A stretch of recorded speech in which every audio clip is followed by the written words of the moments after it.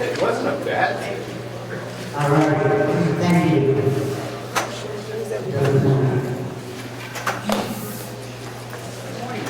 I would like everyone to stand for the pledge of allegiance, please.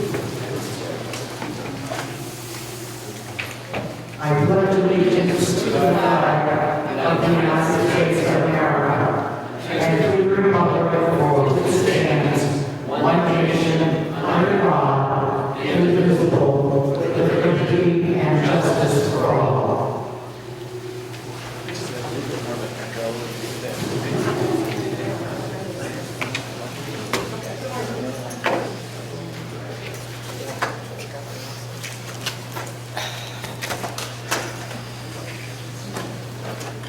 The first order of business is approval of minutes of August 27th. Do I have a motion? So moved. Okay, moved by Representative Crawford, seconded by Representative Parker. Any changes that need to be made? Yes, Madam Chairman, I really apologize for the long Okay. Get to that.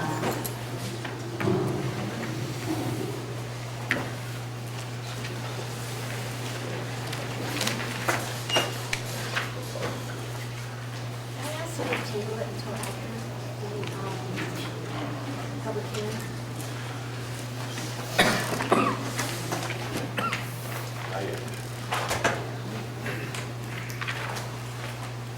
Representative Tyson has asked that we wait until after the public hearing to hear the minutes. Is everyone opposed to that?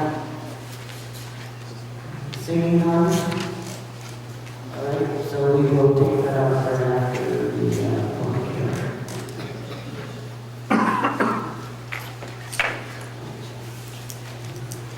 Okay.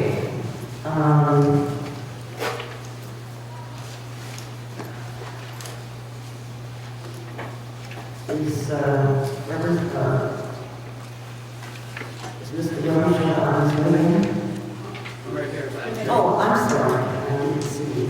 Okay, our county administrator, Ken Rocha, has a very short presentation for you, and following that, we will begin the public hearing. Great. Thank you, Madam Chairman. Thank you, and good morning on behalf of the Carroll County Commissioners. I want to welcome you to our beautiful new nursing home. What I'll be talking with you about this morning relates with the ongoing problems and issues that have been plaguing the Carroll County this year. Revenues are coming in slow. The state is again downshifting costs onto the county with the elder care services.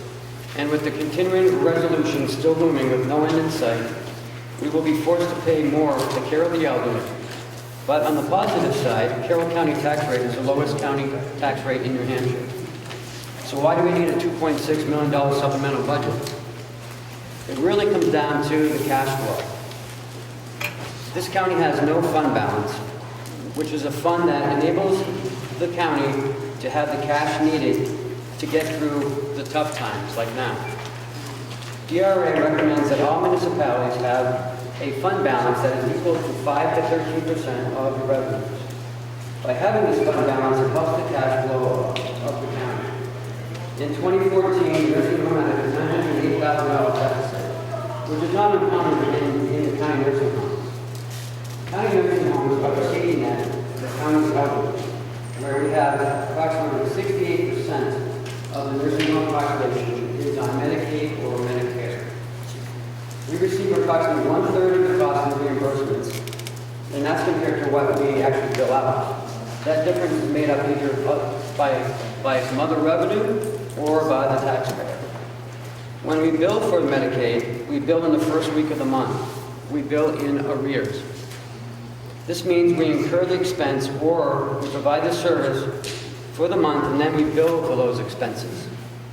We may not receive that revenue for 30, 60, or even 90 days after submittal.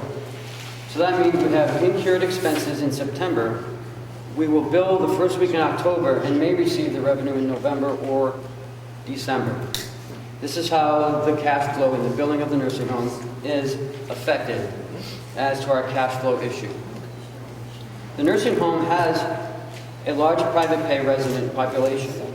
These are people who either are above the monetary threshold for federal and state services, which is Medicaid and Medicare, and or have insurance for long-term care services.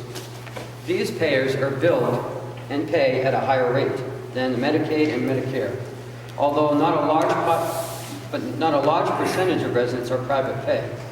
Carroll County does have a higher than average percentage compared to other county nursing homes, which does help our revenue. Then we have skilled care services.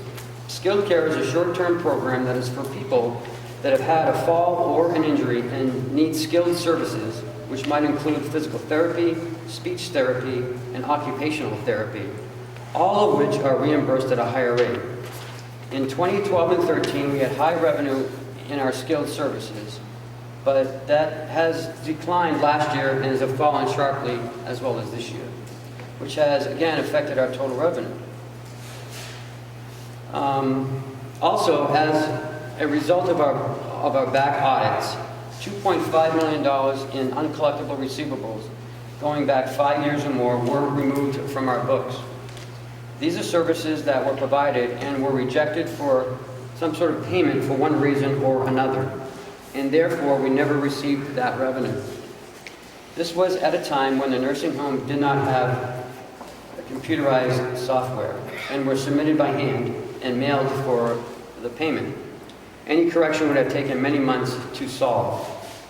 The nursing home has been on a computerized system for over a year now, and by utilizing this software, resubmittals are much faster and easier to track for reimbursement purposes.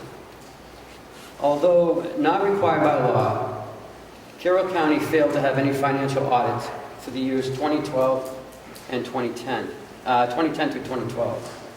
When starting the 2013 audit, it was discovered that the 2009 audit had not completed as well. These audits are instrumental in telling the financial story of the county on a year-by-year basis. The audits of 2010 and 13 are completed, and now the 2014 audit is ongoing and will be completed by the end of October. The audit for 2015 will be going out to bid by the end of this year and will be started as soon as the new auditor is ready. In plain terms, the county will not have the cash to finish 2015.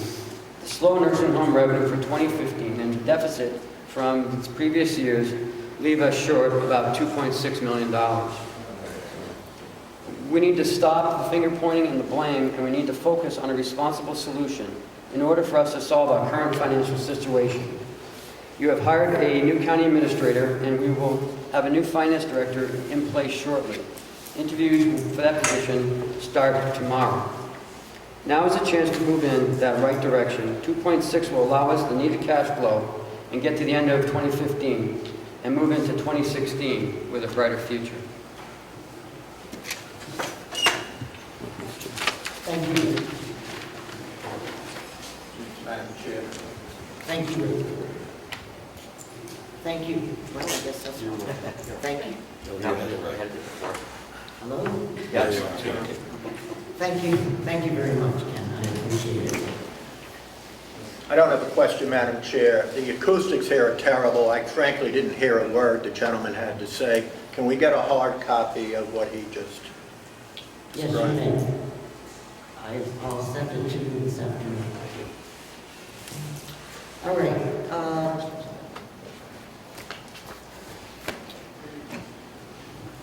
I can't open the public hearing until 10:15 since that's when we announced it. So we will take care of some other business quickly. I'm prepared for the minutes now. Are you? Okay, well, Was it- can we do it in 2 minutes? Yep. August 17th is the correct date. Except our secretary. Okay. Let me just give a little background. On June 24th, the Board of Commissioners requested that the delegation look at someplace in excess of $2 million. And the reasoning was that they will run out of cash before the end of the year. And also indicate that there may be some problems in revenue at the nursing home, and the need for $200,000 to pay our Bureau of Figures bill. And so this came to us. We have since had obviously several meetings, and there appears to be something wrong with the microphone. Too much bass. We can hear half of what you're saying. Same over here. Could someone adjust something? Perhaps push the microphone 4 inches further from your mouth? then you won't hear a thing. It's much better without it. At least we can hear you. Yeah. Okay. I am opening the public hearing on a requested $2.6 million supplemental budget. I understand that we have an amendment to that, and if I could call on Representative McConkey to provide the amendment. Thank you, Madam Chairman.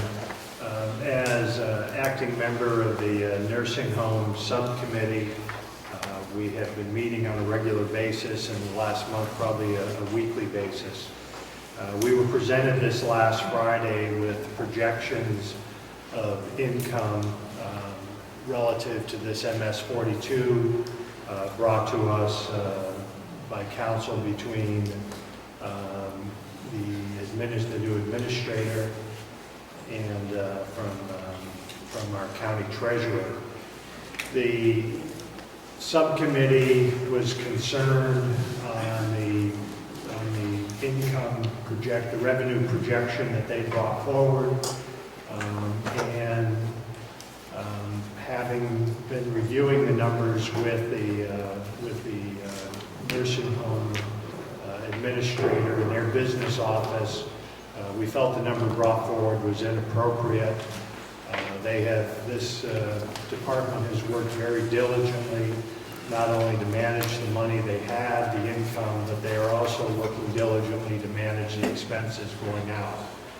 At this point in time, the difference between the revenue coming in and the expenses, they're holding a line of 1%, within 1%. That's after we've cut $500,000 out of this budget. So they're doing extremely well. If we carried that through, it would be a less of a loss than projected. To wrap this up, the subcommittee met this morning and are proposing to increase, making a motion to, get to the next page. We're making a motion to increase account number 3404 from what is stated here on your MS-42 is $10,338,679, to raise that by $200,000, which would take that revenue projection, revenue for the county nursing home to $10,538,679. That would then adjust, if you carry down your MS-42, the sub number there, which is shown as $11,548,633. That again will be adjusted up by $200,000. That new number will be $11,748,633. You need to then move down to the total estimated revenues, which is shown presently at $11,645,635, That will be increased again by the corresponding 200,000, bringing that total to 11,845,635. If you move on to page 8, estimated revenue subtotal, the new number will be 11,845,635. And the next two lines down, total estimated revenues is the same number again, 11,845,635. And the amount certified to be raised by taxes, which in this statement was going to be 17,823,774. We have reduced that to the new number, which is 17,623,774.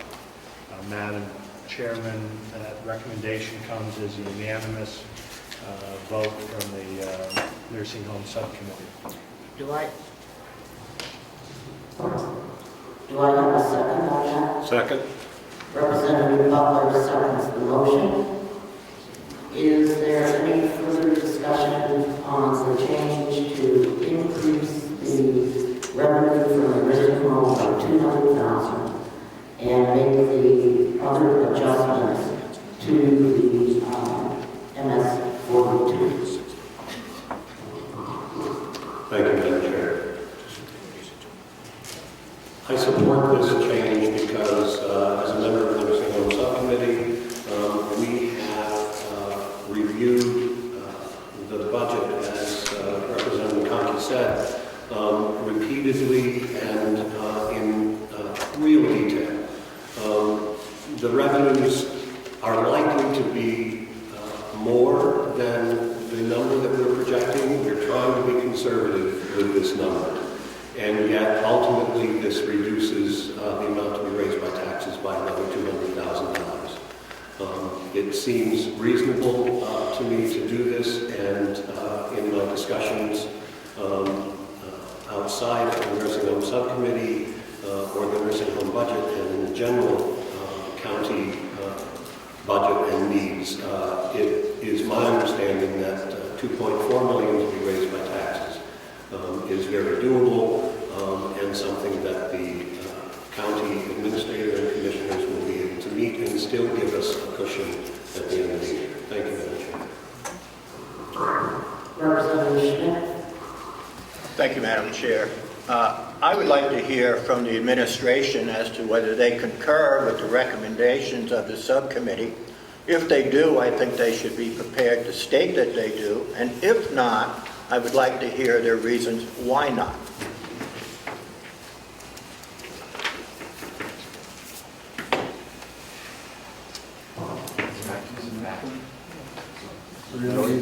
Ken? Yes.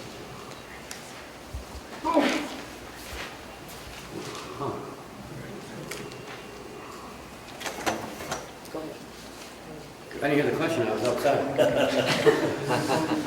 Restate your question. The question is, does the administration agree with this change in revenue projection from the nursing home? Representative Smith, to answer your question, I would prefer 2.6, but I can live with 2.4. Unfortunately, the acoustics are horrible. I cannot understand a word you're saying. Just Yes, I agree with it. thank you. If we could hear from the treasurer, it sounds like he's underwater. I'm sorry, what was the question? He agrees. He agrees. I agree. Madam Chair, Let's get Representative Schmidt. Mr. Ossipee, would you like to comment? I would. You want to go back there? Well, there's no mic there now. Chip, there's no mic there's there. no mic there. Right here. We could hear Mark well. Maybe we should hold it about 12 inches away from your mouth. And just talk loud. Yeah, but see, the problem is that can you hear me in the back? No. Let's see. Okay. All right, I'm going to defend the 2.6 million that I originally gave you. The projections that we did for the income don't support the $200,000 reduction or increase in revenue that's been presented in the amendment. If we look at where we are, we ended the year $907,000 in the red. We discounted the BEAS amount by $200,000, so that's $1.1 million. Can you still hear me? And we have $998,000 worth of, or $998,782 worth of reduced revenue, and we still have to pay back $500,000 of the TAN money that we took out of 15 to pay 14's bills. We can probably manage at 2.4, but let's look forward here. We're not trying to get to zero. I mean, as a treasurer, I have to recommend that we have a surplus at the end of the year. The less surplus we have, the higher our expense for interest is going to be next year. We're currently paying 1.57% on our TAN borrowing. If that goes to 3%, and it could go because of this meeting as well as whatever the Fed might do, that can add $100,000 to our expense line. Our BEAS line is averaging a $244,000 increase per year, and our insurance is averaging about $175,000 a year. So you're starting 16, $500,000 behind. I mean, you have uncontrolled expenses of $500,000 starting 16 you can expect to have. What cushion do you have? Secondly, over the 5 years from 2010 to 2014, you were able to give close to $7 million back to the taxpayer to reduce taxes by using the surplus money. The surplus historically has been used to moderate taxes during economic downturns. We're about halfway to the next recession currently, if they're averaging between 10 and 12 years apart, or 15 years apart. If we start 16 with no surplus at all, or maybe a couple $100,000 worth of surplus, we're a long way from being able to accommodate any sort of recession-generated tax need that we might have in a few years. So we need to start at some point creating surplus so that the county can moderate the taxes and not have these spikes. And we certainly don't want to go into 2016 at zero, my final point, and have to do this again. We don't need to go through another tax increase in 2016, I don't think. Or I would hope we wouldn't have to. Thanks. Thank you very much, Mr. Albee. Did you have something you wanted to add? Madam Chair, I just had a point of order. Please speak up or speak into the microphone. Madam Chair, I just had a point You can't of be order. holding the mic. Still can't hear? One more time. Thank you. Thank you, Madam Chair. I just have a point of order. We're discussing an amendment to the MS 42, and we're also having a public hearing today. So I'm wondering if the better order might be to hear from the public before we address amendments. The amendments need to be part of the public hearing.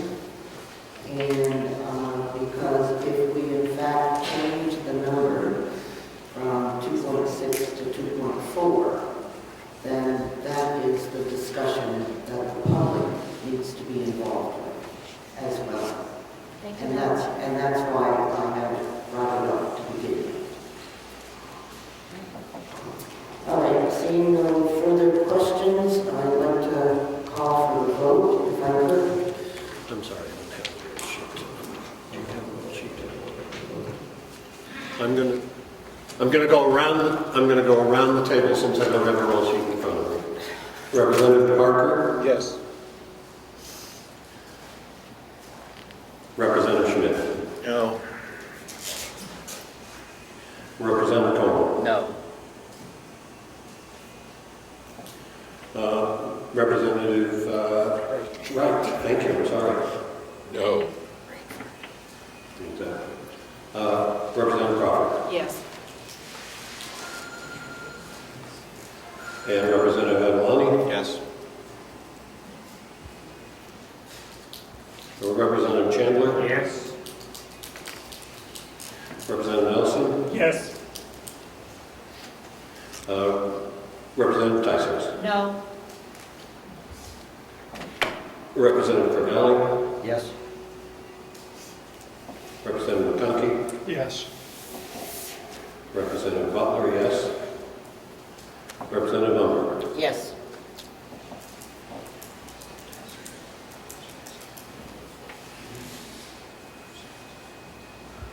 The motion passes 9-4.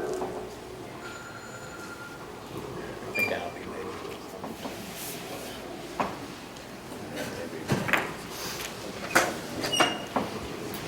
At this point, the supplemental budget discussion is dealing with a 2.4 supplemental budget increase.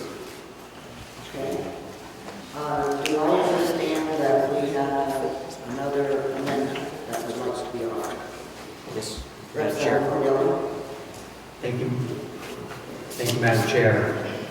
I would like to offer an amendment, and my motion would be to reflect the approved cuts to the appropriations of $139,400 in the MS-42 and use that $139,400 to begin work on a forensic audit. And I would like to speak to my motion if I might. I will second the motion. Yeah, we need a second. Thank you. Go ahead, sir. Thank you. Several weeks ago, the commissioners, upon recommendation of the administrator, passed reducing appropriations by $139,400. Reduce spending. Reduce spending, Not right. appropriation. Right, I'm sorry. I would like to have that reflected in this MS-42 supplemental budget that we were talking about. And there would be no net change to the appropriations. That $139,400 would be included as either another expenditure or in the financial administration line per recommendation of DRA to begin work on a forensic audit. I think it is absolutely essential that we have a forensic audit. We do not know how we got here. We have been given information about surpluses that evidently did not exist. Just last week in Moultonborough, we heard from the chair of the Board of Commissioners that nursing home bond money was spent to keep the county running without the appropriation of doing so. I will not personally vote on a supplemental budget unless we start work on a forensic audit. Either we include money now to begin that process, the process of developing an RFP, going out for responses, signing contracts. It will take several months. I think by the time we do that, we will have the 2014 audit completed by our auditors sometime in November or the beginning of December. If we do not do that at this point, make this appropriation for the forensic audit, it'll be next May or June before we are able to start that forensic audit. I think it is essential so that we know how we got here, and essential for the taxpayers to know how we got here and to this point, and there has to be accountability. And so that is my motion, and I would ask for your support.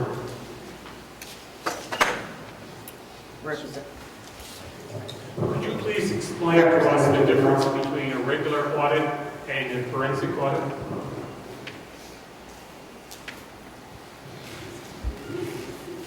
Yes, thank you. Currently, we have financial statements done and an audit, financial audit, which basically looks at financial statements and says that they are in accordance with general accepted accounting procedures, and they find no problem with the financial statements. Forensic audit, excuse me, will delve into actual transactions and things that have gone on in the past, such as what has happened to the nursing home bond money. And we will, as part of the RFP, list things that we would like to be examined, I would hope, for whoever does the forensic audit. But it'll do a deep dive into our books to see where money was appropriated, where money was spent, and try and help us determine how we got to this point.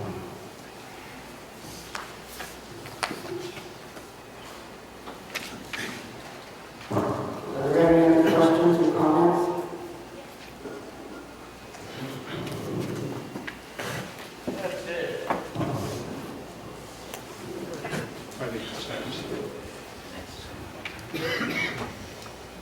Representative Ed Comeau, Brookfield. I am in complete support of this amendment. It's imperative that we go forward with a forensic audit.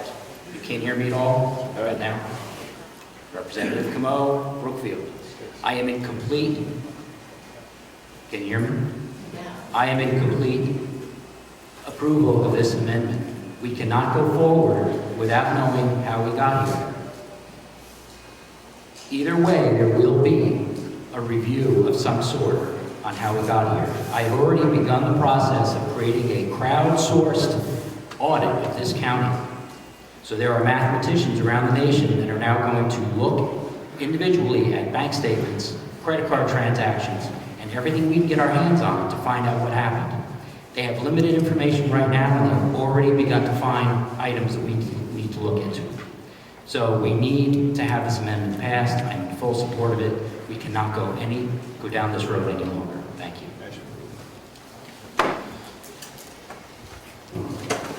That's as far as the mic goes. Thank you. Thank you. Would you leave it on? Thank you, Madam Chairman. I am also in support of the amendment. I would hope, I'm thankful that we have a county administrator in place. I'm grateful that we are going to put a new financial officer in place. No one likes to start this exercise by coming back to the taxpayers and asking for more money. But the truth is, unless we go backwards and we find out where that money was spent, and why there's 1.3 million presently out there in a nursing home bond that there's no answers for, we need to make everyone accountable for where they were. It's going to cost us some money at this point. It may cost us some more money in the future. But I personally would like to know that our base, our finances, are finally cleared up through this painful exercise, and that we're starting afresh and moving forward. But as anyone will tell you on any healing process, you need to get to the bottom before you can come back. So I will indeed, I'm not in favor of having to spend even more money, but I think it's more appropriate at this point to know where we are. I will support that motion. Are there any other comments? Representative Schmidt?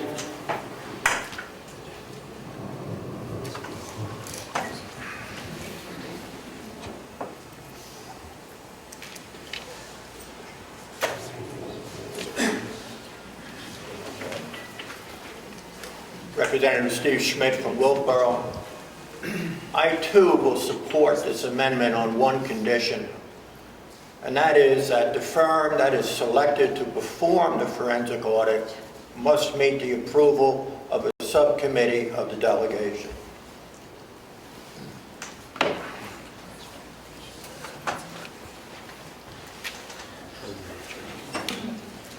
Representative Carroll.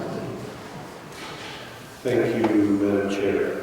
Could someone verify if you have seen the proposal from Representative Cordelli that these decreases on each department line are in fact the amounts that have been approved by the delegation to, I'm sorry, by the commissioners, in the current budgets, so that those total numbers are in fact what the departments are working with now.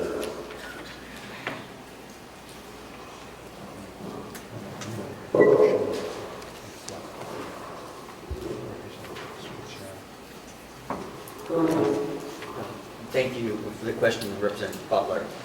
If you'd like, I have a list of the 139,000. That's not working. No, sorry. Thank you for the question. If you'd like to take a look, this is a list of the cuts in spending that were approved by the commissioners, and those are what reflected in my draft of the revision of the MS 42. And again, just let me be clear, there's no net change to the appropriations. It would still be a $2.4 million increase in the amount to be raised by taxes. That $139,400 would be used to start work on the forensic audit. Thank you.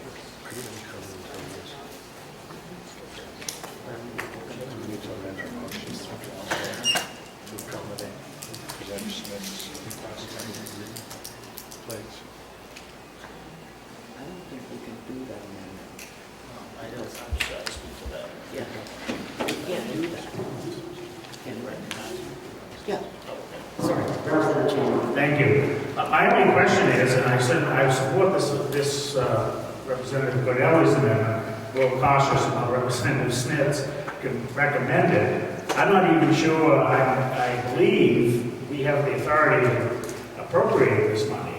It's up to commissioners to institute whether they do it or not, the actual forensic audit. It's not, and therefore, while I would hopefully think that they might agree to run it by a subcommittee of the delegation, I don't think we can put that string on it, because if they choose not to, that's their decision.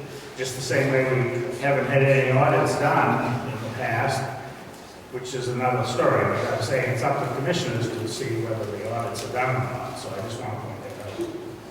So with the motion second. That's my question. Thank you. Thank you, James. Thank you, Representative Chandler. Is there anyone else who wants to say anything?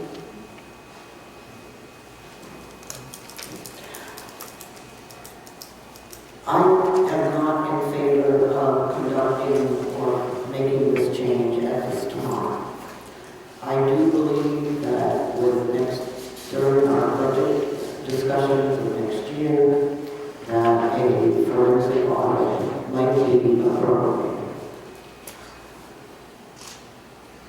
We are still waiting for the DRA to come and talk to us about what they have identified or what they have seen.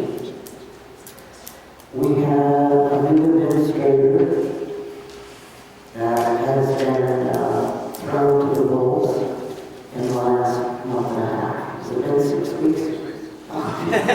Okay. And it's my understanding that the commissioners are doing interviews for a new finance person.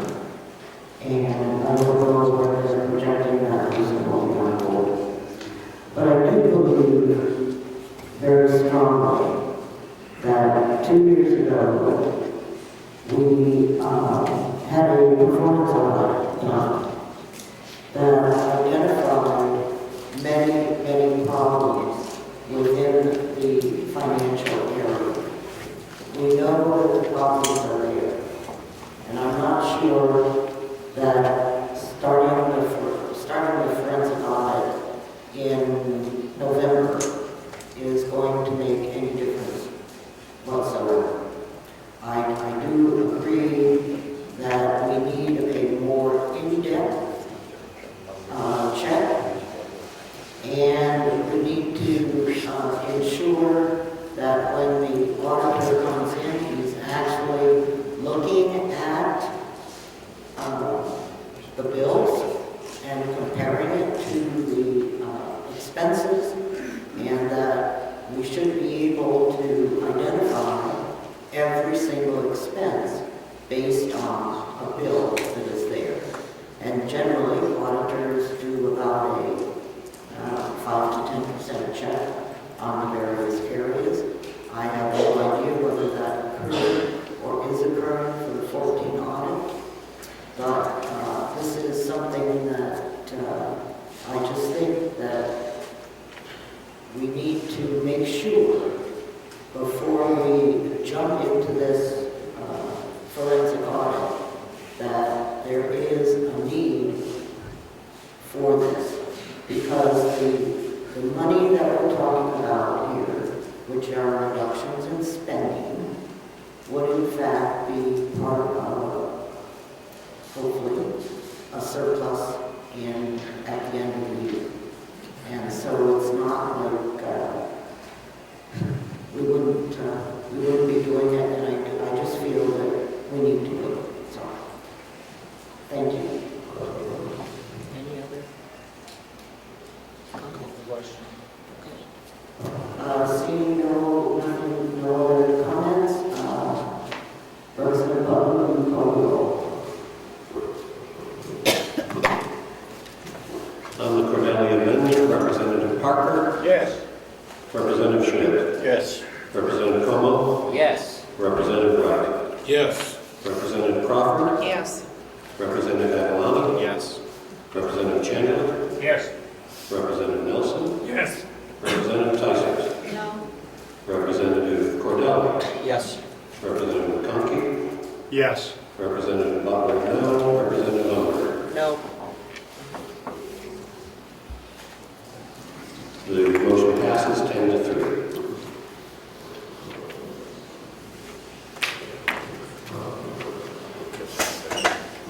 Are there any other amendments to be brought forward to the public hearing? Okay, seeing none, let me just review where we are, so everyone knows. The supplemental request is now at $2.4 million, which is the number that we will discuss. In addition to that, adjustments were made to the MS-42 to reflect some revenue reduction, no, not revenue reduction, spending reductions in the county budget that was proposed by the commissioners. And that amounts to $139,400. And that will now be identified to be used for a forensic audit. So that's where we are. I asked everyone to please identify whether you wanted to speak or not. And so I will start with the first person on the list, and that is Jack Waldron. Which mic should we move back there? Yeah, hand me that. Oh, okay.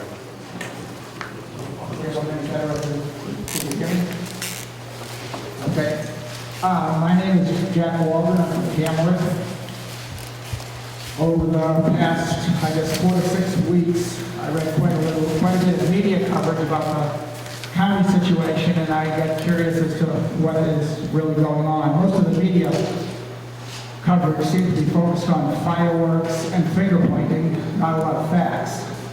So I wanted to kind of find out for myself. I want to thank Representative Umberger. After the public hearing was announced, I contacted her to get information so I could look at some of this data, and she was very cooperative, told me exactly where I could find it. So thank you, Representative Umberger.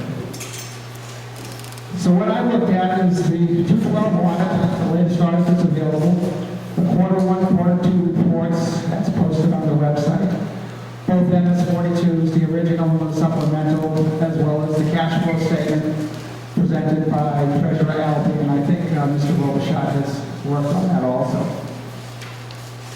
When I looked at this, I didn't really see any evidence of problems on the expenditure side of the ledger. The Q1, Q2 reports and the cash flow analysis pretty much correlate each other. It doesn't look like there is any serious amount of overspending. In fact, right now the budget on the expenditure side is running a little bit under. The revenue side was quite different.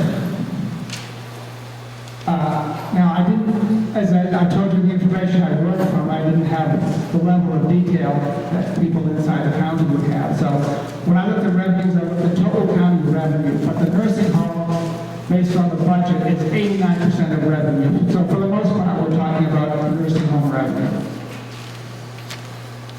The budget for revenue was to average about $1.1 million a month on average. When you look at the cash flow statements, the revenue was averaging close to $800,000 a month, quite a bit under the budget. And that difference, that overstatement in the revenue accrual in Q1 and Q2 is really, I think, the number of the problem that we have here today. So I would recommend, I would disagree with a supplemental budget of $2.4 billion. I would first not recommend any changes on the expenditure side of the budget and the MS-42, but I would recommend that the revenues be decreased, the revenue estimation be decreased to be in line with what the cash flow statements provided by Treasurer Albee and Mr. Robichaud have shown.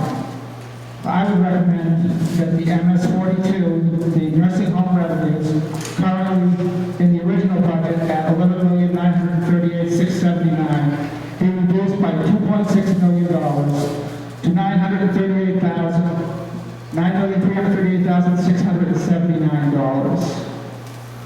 And when you look at the cash flow statements, I'm not sure that you're going to make $9 million out of the nursing home. I'm relying on Treasurer Albee and Mr. Robichaud's estimate that $2.6 million will get us through the year. So my recommendation to the delegation is not to change anything on the expenditure side, but rather adjust the revenue estimates down by $2.6 million. Thank you, Madam Chair.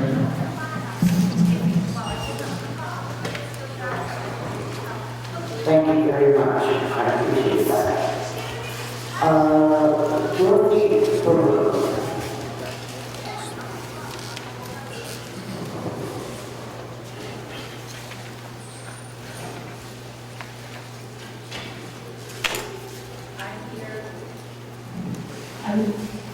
I think I want to speak, or came thinking I wanted to speak on behalf of the budget, because I believe that the things, all the outlying groups that are being severely affected by it are all playing a vital role in the day-to-day lives of the people here in Carroll County. I'd like to speak specifically to cooperative extension, because that's the thing that I've been involved with. Excuse me, we're talking about $2.4 million supplemental, and not about what is currently in the budget. So we need to focus on that. The issues that you bring up about the outside agencies, I believe strongly, will be corrected with the passage of the supplemental. And so what the outside agencies problem might be we need to address it in the context of the $2.4 million supplemental. I'm sorry, Madam Chair. In that area then, I support the budget as a resident of Carroll County.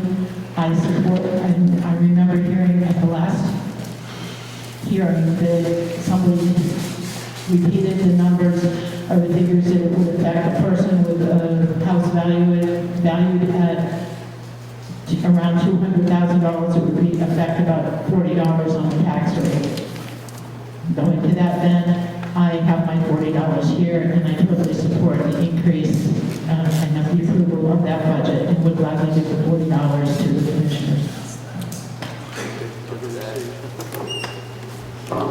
Thank you, I'm sure they'll be happy to take it.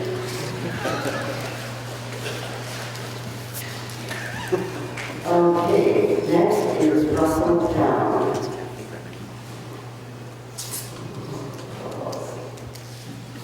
Good morning, Madam Chair and members of the delegation.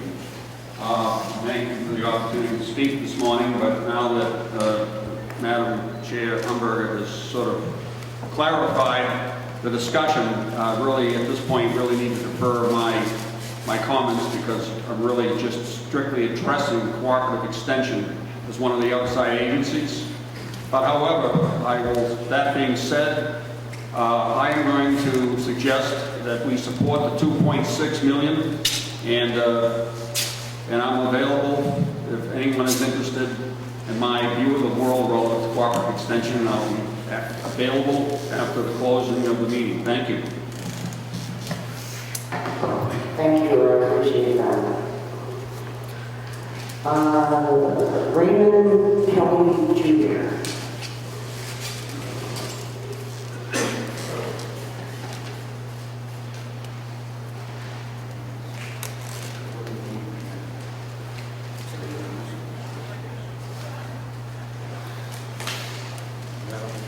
Madam Chair, members of the delegation, I would like first of all to thank you for your service to the community, service to our county. I know several of you members also serve on the local level as well as the state level. Thank you for your service. And commissioners, thank you for your hard work. It's a difficult task we have.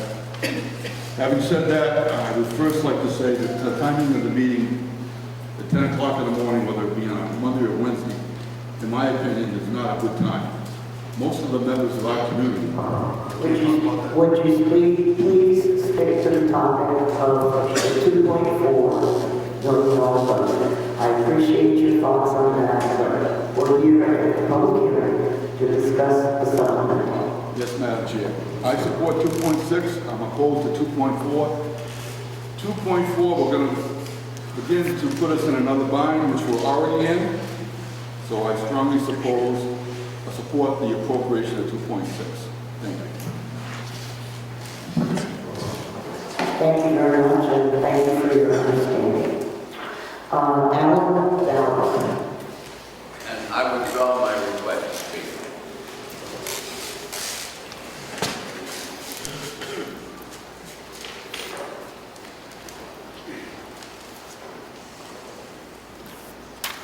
Seeing no other folks that have signed in, unless they've signed in since I picked up the papers and said they wanted to speak. Okay.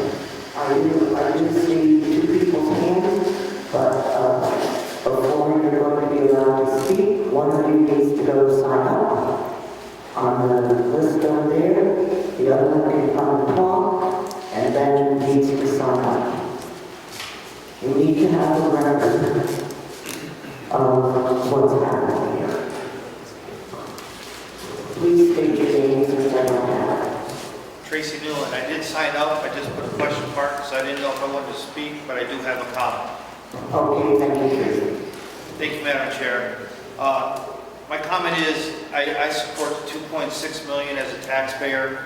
I've listened to Mr. Robichaud say that he prefers the 2.6. He could manage with 2.4, but he prefers the 2.6. Feels more comfortable with that. Our treasurer also said he supports the 2.6. Both of them stood up before any amendments or anything and said that the 2.6 is what we need. I seen the board after that go and say that they wanted 2.4. My comment to that is, I don't know why we have treasurers and Mr. Robichaud, who did all this figuring and all these hours, to come here and speak to you and show you all these figures and tell you that they need the 2.6, for the board to turn around and say they only need 2.4 and to vote in the 2.4. So I strongly feel that we need the 2.6. Thank you very much. I believe it's Mr. Council.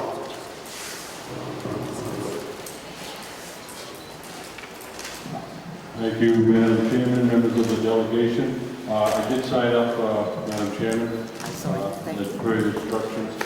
I don't know enough about the county budget and the county affairs to comment whether or not you need the 2.4 million. I'm here because I live up in Conway, which seldom, I think, involves itself too much in county affairs. I'm on the school board up there, and we're looking probably at around a $35 million budget. Also, I'm on the library, and that's going to affect the town budget. I have served on the Board of Selectmen, so I learned real early to keep an eye on things that impact the tax rate, because that's where the rubber meets the road. And so this morning I checked with a town tax assessor, Tom Holmes in Conway, and saw that and discovered that the taxable equalized value of the town has dropped after risen 1 year. It has dropped. What that means is that every time any one of us, a school or a town or a county, raises money through taxes, it affects that tax rate. And so I guess what I'd like to know is, can you tell me what the impact on the tax rate will be for the town of Conway? It's starting to get up there. It's starting to become, I think, a problem. So if you had that, that'd be good information.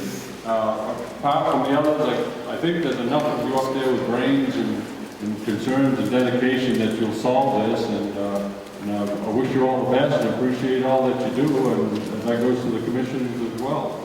Keep plugging along and you'll get there. But we do need to know those impacts, please.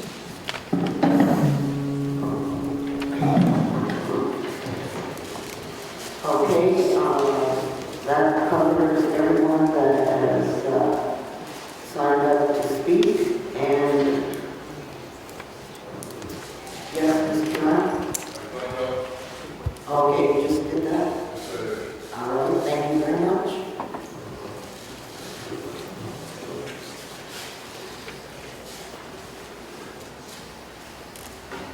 Steve Brown, Wakefield. I'm against the $2.6 million supplemental budget. As recently as last week, and not to get into the whole situation, but I put a 91A request in for information for today's supplemental budget. One of those requests was what policies and procedures have been put into place since the completion of the performance audit. And I just received the request about 20 minutes ago, so I haven't had a lot of time to go through it. But in more than a year since the completion of the performance audit, I see very little in way of policies and procedures that have been put into place by the people who run the county. My second request of the 91A is what corrected procedural mistakes have been created and how they have been implemented. Those corrected procedural mistakes are basically what the delegation has put into place since March of this year. So the resident taxpayers are now left footing the bill with no representation. And therefore, I am against the 2.6 supplemental budget. And RSA 2416 allows for 5 resident taxpayers to petition the Superior Court for the removal of the commissioners. Thank you. Thank you. Is there anyone else who's not over and signed in and didn't come? Yes, sir. My name is Josh Bartlett. I did sign in, but I did not check off whether I wanted to speak. I'm a member of the Board of Selectmen in the town of Moultonborough.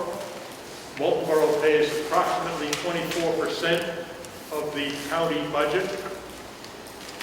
And we have a couple of questions. Number one, you have repeatedly said that you were going to hire a new financial director.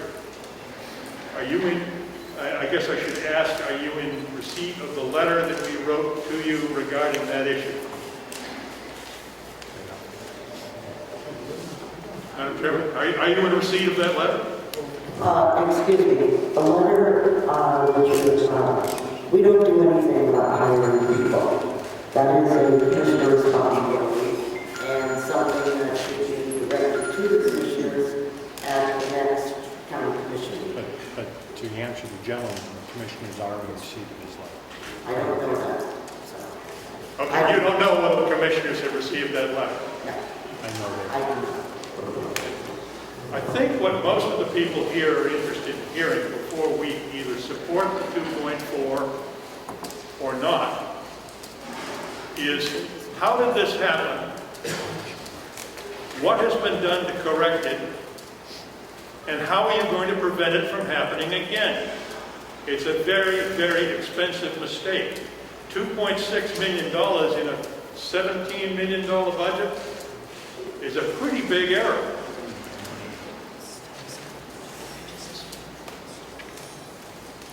I guess there's a question there.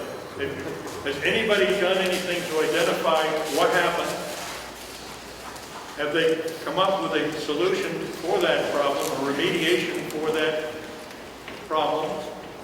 And how can you assure us that it isn't going to happen again?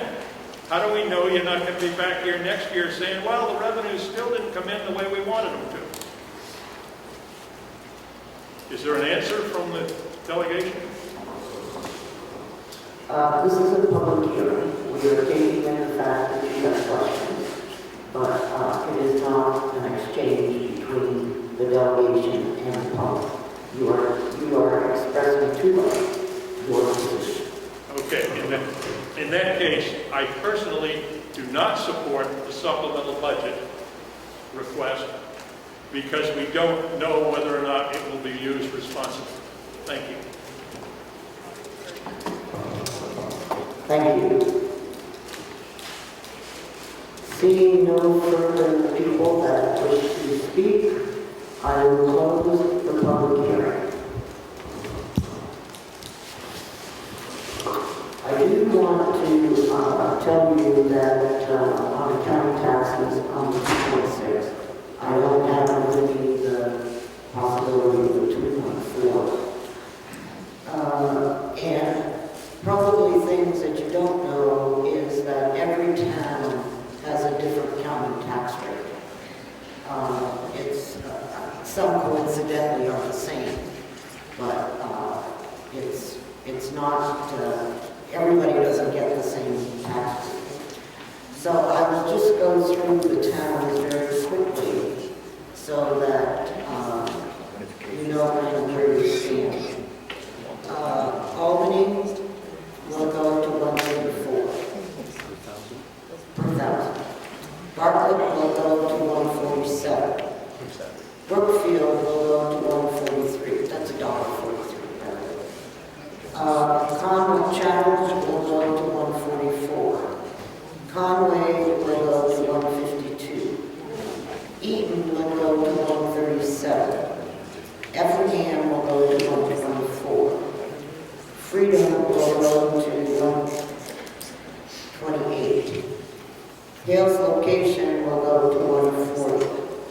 Hart's location to 134.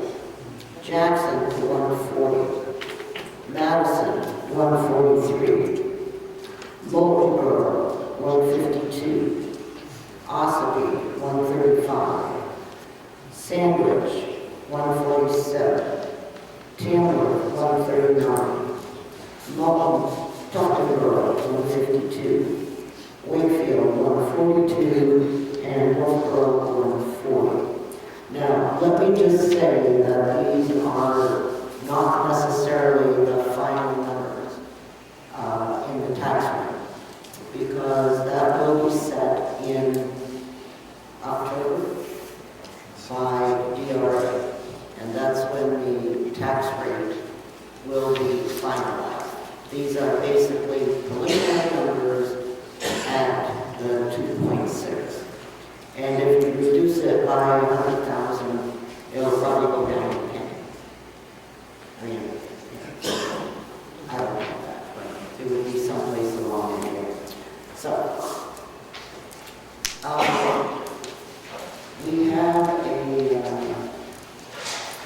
we have listened to what the public has had to say, and if I look at the sheets that we have received, and of course this was prior to the recommended changes,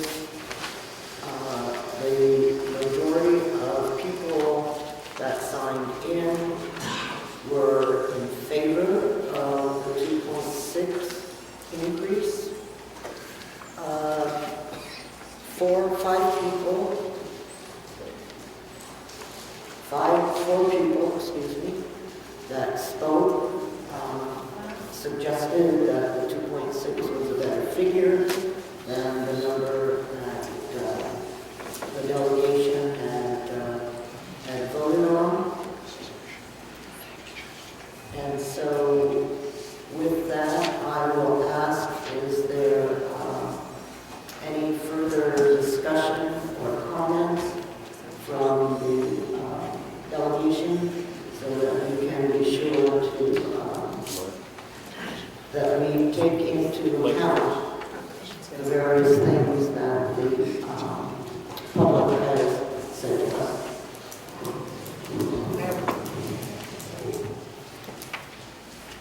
Can you hear me? No?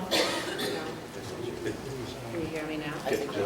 Then I'll just stand. No, you need to push your Well, off. I think, can everybody hear me in the back? No? My question is, if we don't pass a supplemental budget, could you tell me what the consequences would be? Whether it be 2.4 million or 2.6 million? I think the public needs to know.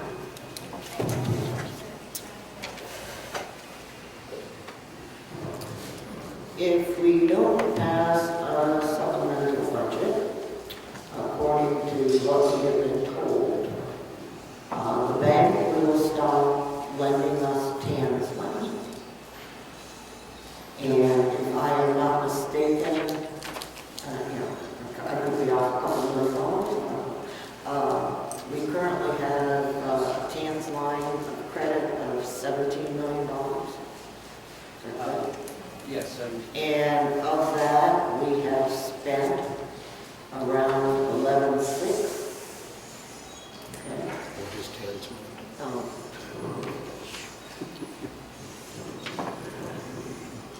It's tax anticipation notes is what TAN is, what TAN stands for. And if the supplemental is not passed and the bank has said that they will probably not turn that faucet back on to borrow the money, then we will not be able to pay our employees or our bills, and or your trip down here today.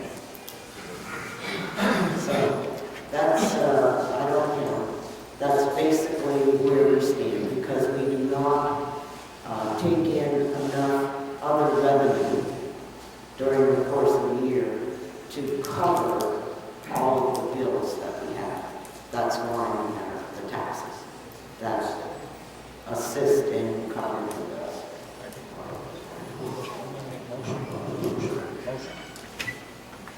Motion to approve.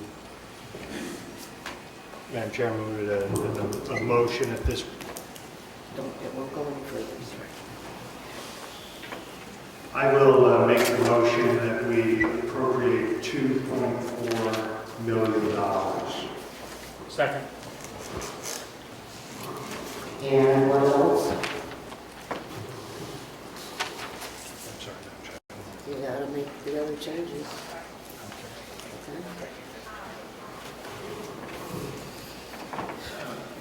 You want me to run through the nursing home budget one more time, or the nursing budget? I just want you to include the things that you voted for. The Cordell. Okay, the motion for $2.4 million reflects the motion by the nursing home, by the delegation earlier for the increase in revenue from the nursing home, and takes into account the motion by Cordell to include the cost for the forensic audit.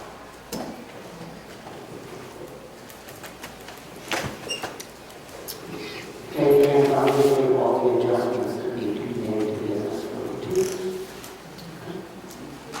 Are there any other comments, questions, thoughts? Okay. Representative Butler, will you call the roll? Motion by Representative McConkey, seconded by Representative Chandler. Representative Parker. Under extreme protest, yes. Representative Schmidt. No. Representative Comeau. Yes. Representative Wright. Yes. Representative Crawford. Yes. Representative Lott. No. Representative Chandler. Yes. Representative Nelson. No. No. Representative Tyson. Sorry. Yes. Representative Cordell. Yes. Representative McConkey. Regret, yes. Representative Butler, yes. Representative Miller. Yes. That passes 10-3. All right. Thank you very much. We have two things we have to do. One is to approve the minutes from August 17th meeting.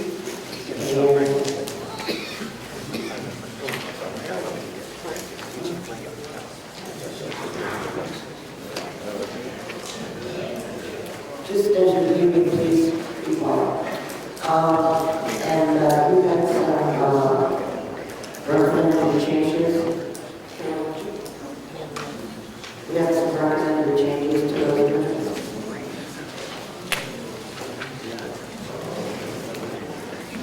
Thank you, Madam Chair. Page 5. Just straight up. Thank you, Madam Chair. On page 5, very bottom line, there's a blank with no name. I think you might need to have the name recorded.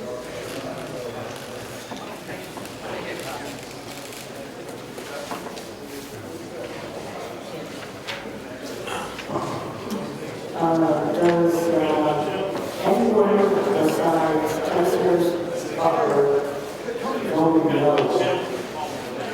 to accept Commissioner Dennis Miller's resignation with regret?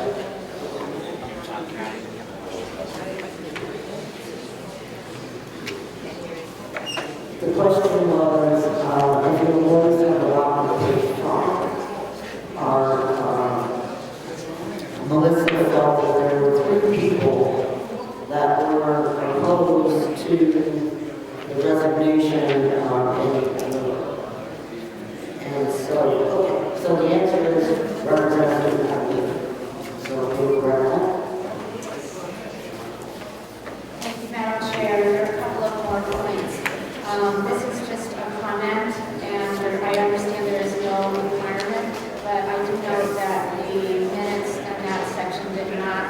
mention any of the opposing viewpoints, and I was disappointed in that, although I'm generally very, very pleased with the quality of our minutes.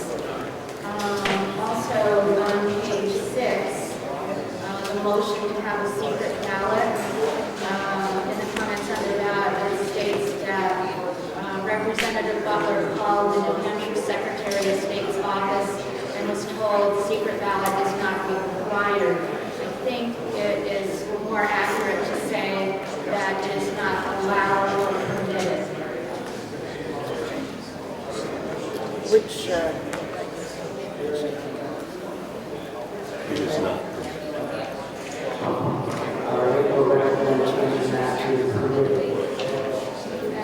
Thank you, Madam Chair. And just one more thing for historical record and accuracy, page 7, the treasurer appointment, Mr. Albee and Robert. I believe this is correct spelling of the applicant's name is S as in Sam, Z as in zebra, E, C, without a K. You're correct. That makes me happy. Thank you. okay, thank you very much, Representative Teskers. Can I have a motion to accept minutes as amended? Second. Moved by Butler, seconded by Representative Comeau. All those in favor, please raise your hand. Yes, as amended. Okay. Well, we have to do this, guys. Okay, please, hey, if you're having a conversation, please step out because we're interfering with. Okay.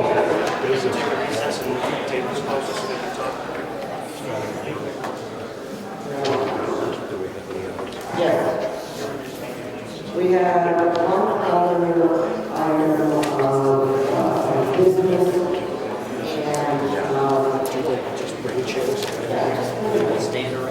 and that is the nursing home subcommittee. We did have some discussions on the veterans home, and I just wanted Representative Comeau to bring us up to date as to where we stood with that.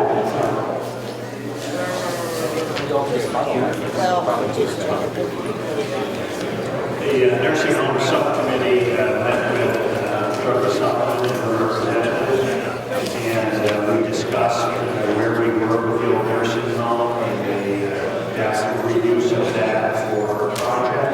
The subcommittee asked. Mark, just put it down to this talk. We can't hear a word. We can't hear. This talk like there's too much noise. Folks, I want please, if you could, when I'm thinking about the meeting, I ask you to go outside. Steve, don't you repeat, please. Can I bring Dorothy closer to us so we can talk about it? Is there any chance, can we just go to convention and get this out of the way so those can we?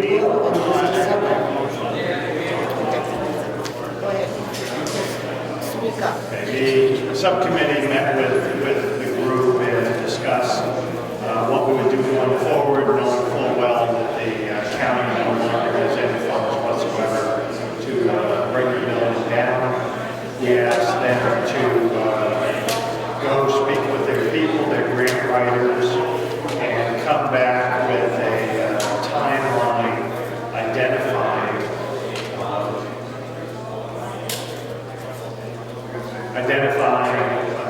the lease period.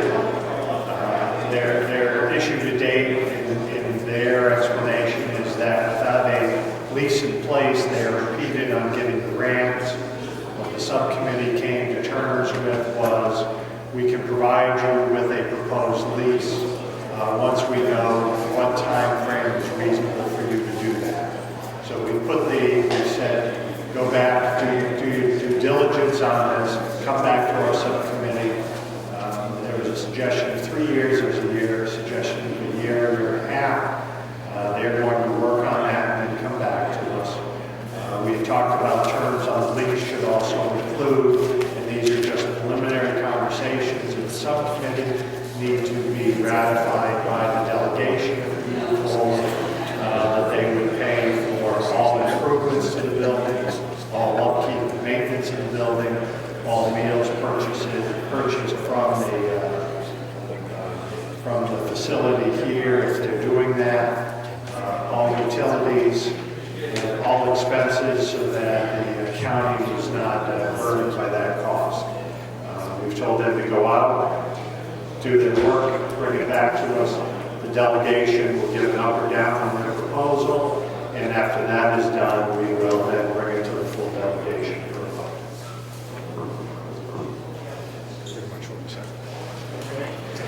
Okay, thank you. Could I have a motion to,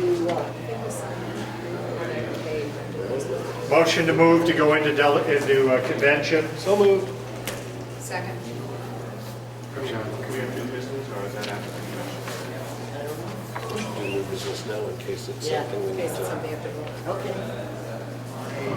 get rid of the mic. New business? Withdraw my motion. It wasn't a second. Okay. Madam Chair, I'd like to bring forward a motion for the creation of a budget and finance subcommittee.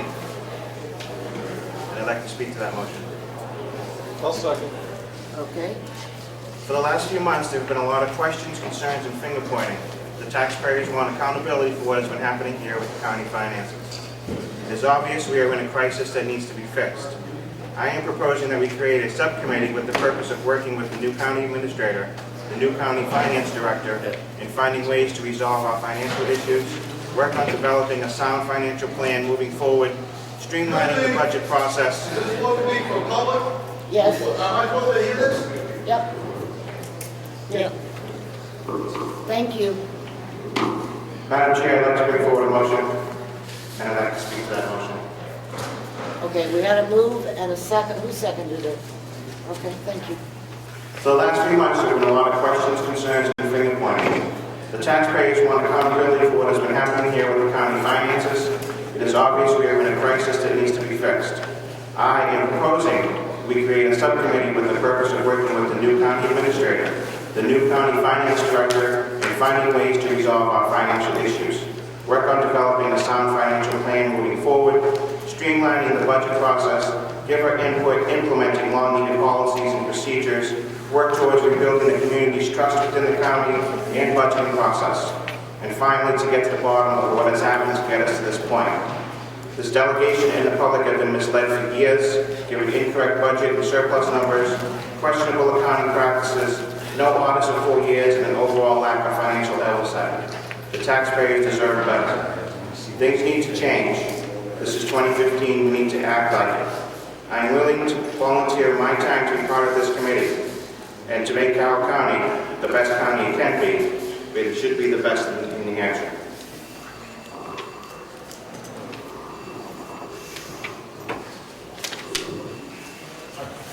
I just got my usual comment, I guess, and I'll certainly support this motion, but I will point out that once we pass a budget, the administration of that budget is up to the commissioners. If we pass this motion and they don't want a subcommittee to meet with them and talk about it, it won't happen. I would encourage them to do so, and I will support the motion, but I want to point out our responsibilities end upon the passage of the budget and then our quarterly meetings to review it. Hopefully, the commissioners would agree this might be a good idea to start over, if nothing else. So I will certainly support it.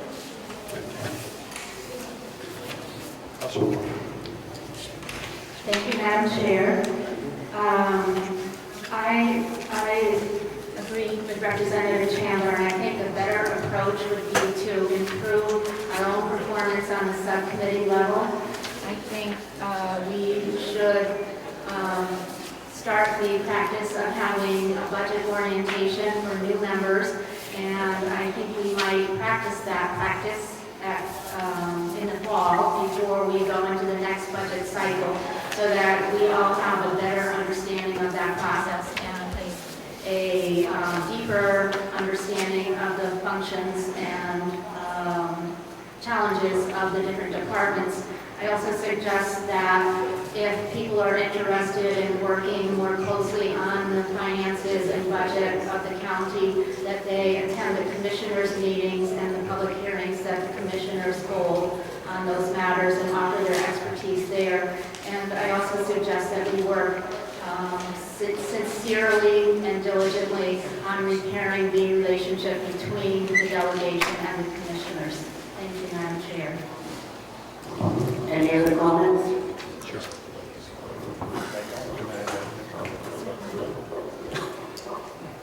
Thank you. Thank you, Madam Chairman. I will support the motion, and I would hope that others on the delegation will.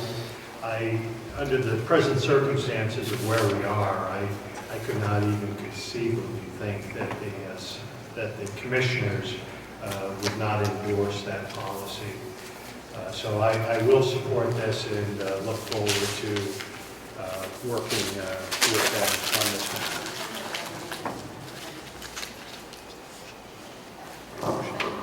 Anyone else? I would like to propose an amendment. I know you didn't talk to me about this before, and so I didn't talk to you about this either, okay? My amendment would read, or would state that the current 3-member executive committee be expanded by 2. Can I get a second to that? Second. And if you don't mind, I will speak to the motion. I believe that Mark, Ed, and I have worked very diligently on the financial aspects. I think that we have tried to work with the commissioners and the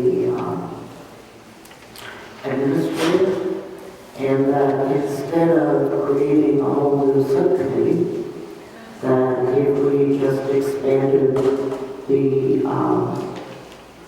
whatever we're calling ourselves, executive committee by 2, that would allow this to take place and this could become a part of our responsibility. I just have a question. I don't know whether you're talking, the executive committee of the county set in statute. I don't think you can make up what we want the executive committee to make up to be. If you want this subcommittee to have 5 members, I guess you can say that, but I don't think you can change the makeup of the executive committee, because you handle personnel matters, the executive committee does. There's a number of things the executive committee does, made up of the chairman, vice chairman, and secretary. So I'm just not sure the motion is appropriate. I don't know that it isn't, but I'm not sure it is. Which is why I think you appoint if Representative Bellini's motion passes, you will appoint that committee, and if you want the executive people that are the executive committee now to be on it, you'll just appoint them and a couple other members, I would assume. So, did you limit it to, can I ask a question? I didn't. Yeah. You didn't limit, you didn't have a number, you just said. I did not, just as a...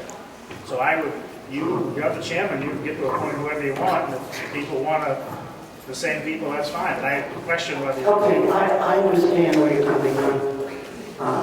And you're more than likely correct. Well, I don't know that. Well, you know, you've been around for a long time, and you know those RSA's up one side down the other. Okay, so, yeah, I guess I'll look online and change it to a subcommittee of 5, appointed by the chairman. Second. Okay? All those in favor of the amendment? Aye. Aye. Opposed? You're opposed? Okay. I'm also Representatives. Oh, I'm sorry. Representatives and Buck are opposed. Those.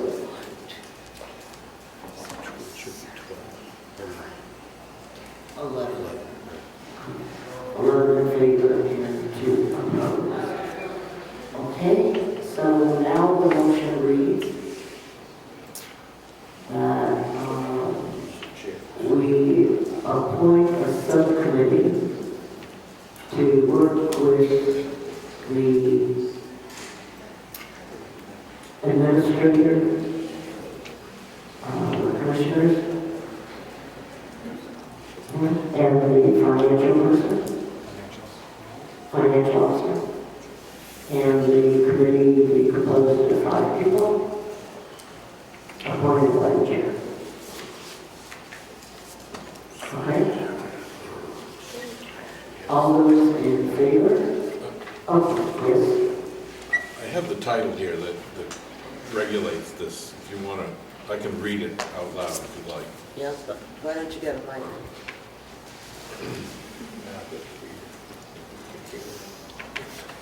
Okay, this is Yep, you're on. Can you hear me now? Hello? No? Try to get it. What's that? Okay, does that work? Yeah. Okay, good. This is chapter 24, section 24:2 of the RSA's Officers and Executive Committee. At its first regular meeting or any subsequent meeting when necessary, the county convention shall elect a chairperson, vice chairperson, clerk, and an executive committee. Members on the executive committee shall be divided between majority and minority party representation in the same proportion that the county convention membership of the majority party bears to county convention membership of the minority party. Provided minority party membership shall be at least 1 member, unless the convention does not include any member of the minority party. The chairman, vice chairman, and clerk shall be members of the executive committee ex officio. The county convention may designate the executive committee to act as a subcommittee to consider the budget or other matters and make recommendations to the county convention. It doesn't say anything about how many members you can have on there. That's just that. Okay, thank you. All right, all those in favor of the, we didn't do that yet, did we? All those in favor of the motion as amended, please raise your hand. Opposed? 3. 10. Yeah. I think All right, is there any other business? Now is it appropriate to move to go into convention? Second. Okay, all those in favor? Aye. To go into convention? All those opposed? If I'm not mistaken, how many motions do we have in the group? We have 3 relative to the budget. Okay, 3 relative to the budget. And the last motion that was made. And the minutes? And the minutes. Okay. I would move that we ratify in convention all of the motions that were passed in the executive committee meeting. Do I have a second? Second. With the record containing who voted yes.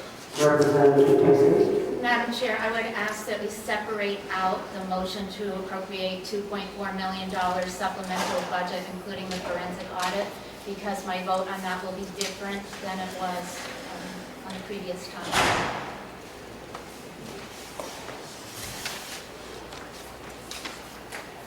Is there any objection to that? Well, you have a motion on the floor contrary to that. Well, I know, but she's making an amendment. Okay, do I have a second? Second. Okay. All those in favor of the amendment, which says that we'll vote on all of the things except for the one on the 2.4 and the budget audit. Okay, all those in favor of the amendment, please raise your hand. 7. All right.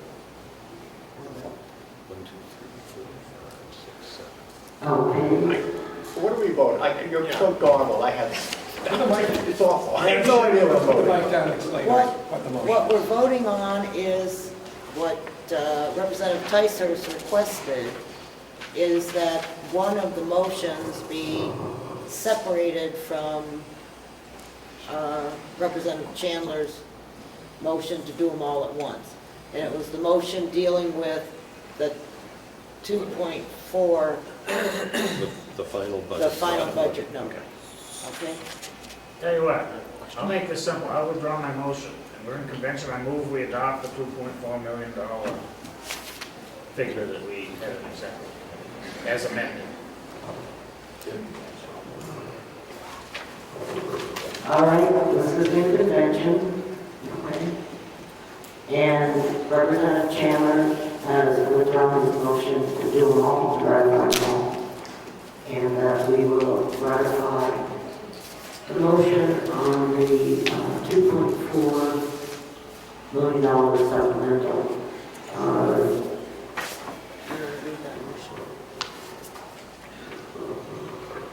The final budget vote was on a $2.4 million total supplemental budget, which includes the $200,000 increase in revenue proposed by the Nursing Home Subcommittee and the forensic audit changes as proposed by Representative Carroll.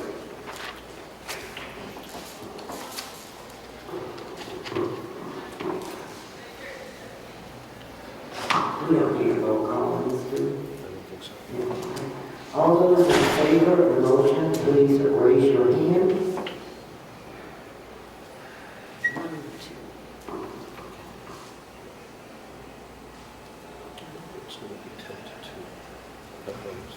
Opposed?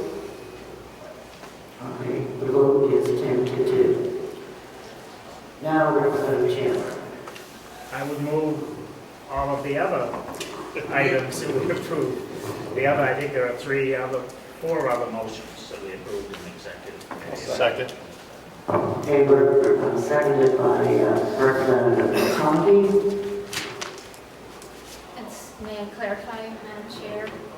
My mind may have wandered, I hate to admit it, but are we voting to ratify the previous? Okay, great, got it. Okay.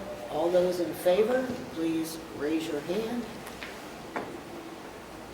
Opposed?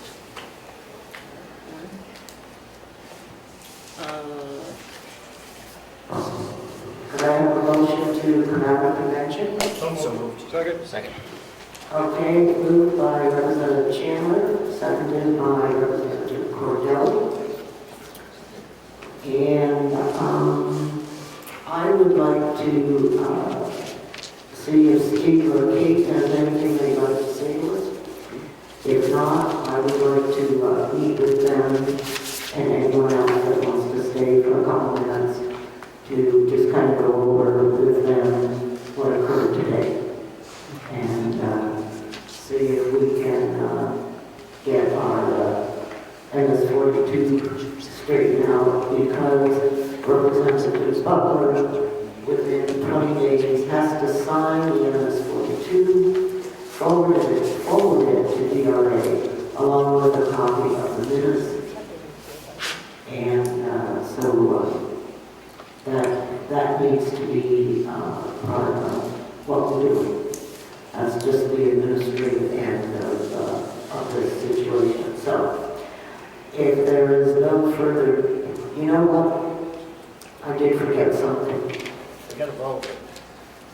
We didn't vote on coming out of convention. Oh, we did? We moved and seconded. Oh, okay. All those in favor of coming out of convention? Aye. Thank you. I did forget one thing with the public hearing. As you know, I mentioned that we had people that email me, and I have, basically I had one opposed, and 1, 2, 3, 4, 5 in favor of the 2.6. So I will give these to you, Melissa, because they need to become part of the all right. So, Oh, I truly regret bringing this up. I just don't understand. But if you are going to meet privately with the DRA representatives, that's perfectly fine. But if we're going to meet as a group with them after we close our meeting, I'm not sure that fits the restrictions on 91A. So sorry to bring it up. I'm not making a statement. I'm just raising the issue. I think she said anyone else that And I said anyone else that wants to stay. And so, you know, it's not a question of trying to hide anything. We're all here. And, It's just if there are more than a couple of us, or if there's, Yeah. then it will be inefficient. Right. It has to be less than. Right. Or we can not adjourn. Correct. And then that'll be fine. So we want to adjourn. If you want to leave, you can leave. If you don't want to leave, I need a quorum to adjourn. So, all right. You want to just bring your chairs up?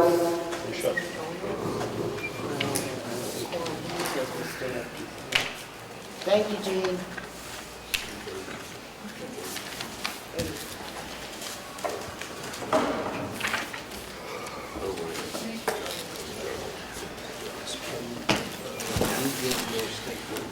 Okay, I'll turn this on so that, if there's anyone back there that wants to hear what's going on, come on up, okay? We're not here to hide anything, we just want to make sure that we're semi-straight in what we're doing. Okay.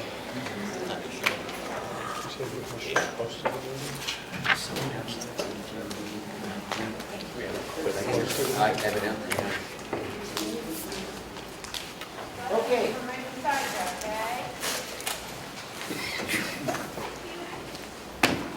As we had, I hope I did everything right. So It's always the hope and the dream, Representative Upper. What's that? So that's always the hope and the dream. Yeah. Yeah. Because I sure don't want to have to fight this guy. So our two amendments, obviously that will require some significant adjustments, I guess, to the, The MS 42. yeah, to the MS 42. Yeah, the first one's easy. That's just the, Yeah. the $200,000 added to line 3404. And I don't know, did you get a? We've got a copy, yeah. Okay, okay. And that, I think everyone knows, was based on the reductions that, not reductions, not expense reductions, but Save. saving. Expense saving. Right, expense saving. Proposed originally in the... Right, and voted on by the commissioners. Correct. And it was stated that they weren't in here to begin with. Correct. No, we did not include them.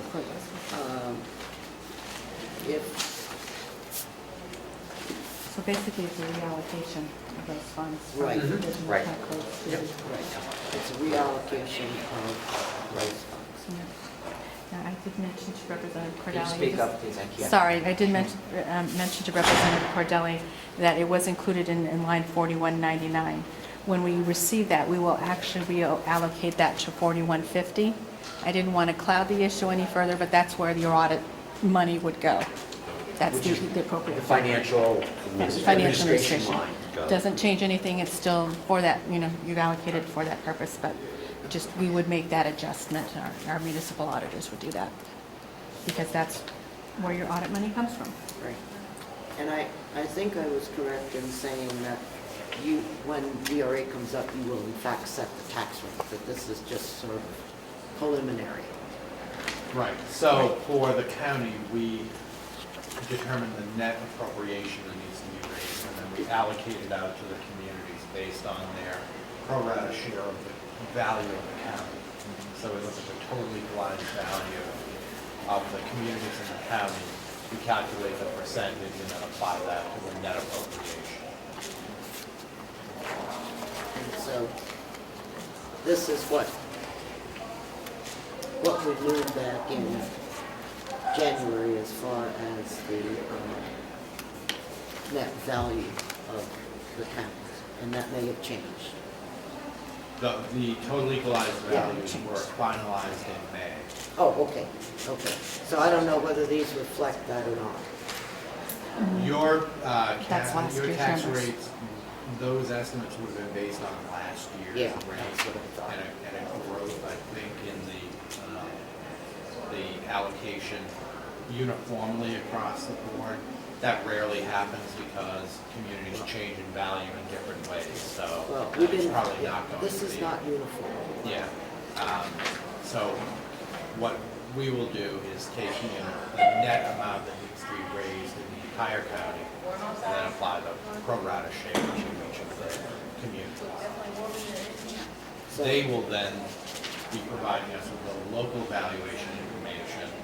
We divide the amount that needs to be raised in that community by the local value. That's how we calculate the tax rate. So it's not, people get confused because they think it's just a straight line across every homeowner in the county, and it's not. It's based on town valuation. And that's why you hear Carroll say so many times, Molten Borough is carrying 24% of the tax burden for the county. And that's because they're 24% of the county. 24% of the valuation Valuation. is in Molten. And Conway's not too far behind. Okay. So, should we, okay, I guess that we have to send it in as voted today, is that correct? Correct. This is your meeting, so the date of the meeting and the convention date would be today's date. Okay. And we can make all the Amended, changes. yes, you'll have Kathy in your office to do that. But we can't change that one thing that we didn't bring up, right? It was on the wrong line? You will do that, we will adjust that ourselves when we get that. So that's Okay, something so- that we normally do. We do that for towns, anybody Okay. that's put So- anything in the incorrect So line. we submit this As is? As is, yes, Okay. as part of the MS 42. Okay. So I make sure to provide that to Kathy to do that. in When addition you to the do two. that, we will move the 139.4 from the 4199 line to the financial administration under 41. Okay. I know we have our revised version of it, so. Okay. May I request that once it's done and set, that we receive a final copy so we can make sure that we understand? Yep, as I have done every time I've received it, that I've sent it out to all of the delegation. As soon as I receive it, I will send it out to the delegation. And what goes to them will reflect this. So we need the signed copies. Right, but when they make the changes, that won't occur until sometime in October. And then, once we have the revised, then I will send that out again. Okay? The revised version is just, it's a notation that we do on our end. It's not another copy that we're going okay. to generate. So Okay. we just notated that it's revised on our things and we account for that as well, right? So there won't be another... No, you can request a copy of the notation if you like, and then we usually send a notification to the finance director or whoever at the time. We'll send a notation to Ken that adjustment has been made. Representative. Will we receive this information in time for the towns to set their tax rate? Absolutely, yes. That's been an issue. That's It's our been whole resolved. goal of being here. Yeah. Well, that's one of the reasons why we have been pressing to get this done, because it's... Timely reporting has been an issue in the past, especially last year. And you and I, or Shelley and I, went and made a presentation to the commissioners as well about the importance of timely reporting these issues, because that provides the foundation of our calculation of that net appropriation so that we can allocate it out to the communities. Because if Carroll County is delinquent in filing any of the reports, then none of the towns in Carroll County can get a tax rate. And that was the issue that happened. Glenn, I have managed to misplace that change. So, do you have another one? I can email it to you. Okay, that'll be fine. I don't know what I did with it. Yeah, is that an extra? Okay. I probably put it someplace where I would know exactly where it was. And I also gave the administrator a copy of all the cuts and the line items that they went to. As a point of information that the administrator, I don't think, pointed out, the 139.4 was included on his, as part of the amount of money that he was including for his cash flow forecasting. So those, since you reallocated that, the 2.587 that he is actually higher, and just to know, so you know it's really a $334,000 shortfall. Just so you're aware of where you stand. Okay, are there any other questions or comments? I know that we haven't set a date for you to come back. When do you want us? I guess that from my perspective, anyhow, we should have, our next meeting should be to look over the expenses and the revenues through 30 September, which would make it into mid to late October.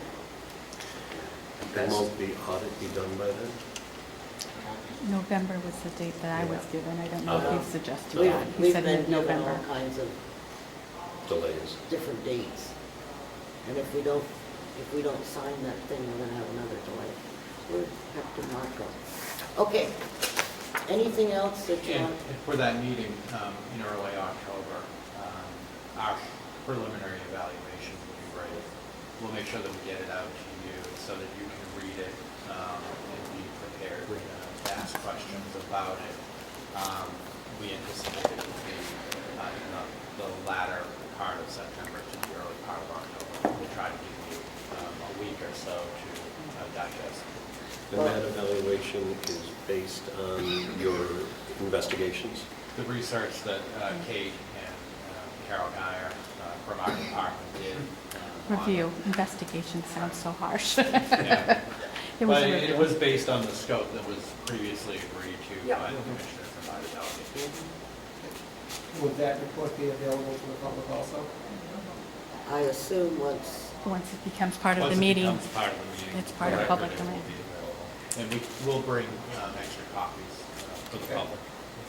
But we won't, I really want to make sure that we have the September, the 30 September figures, so I'll see when that is. Because I'm running out of money, and Don't have more meetings than we need.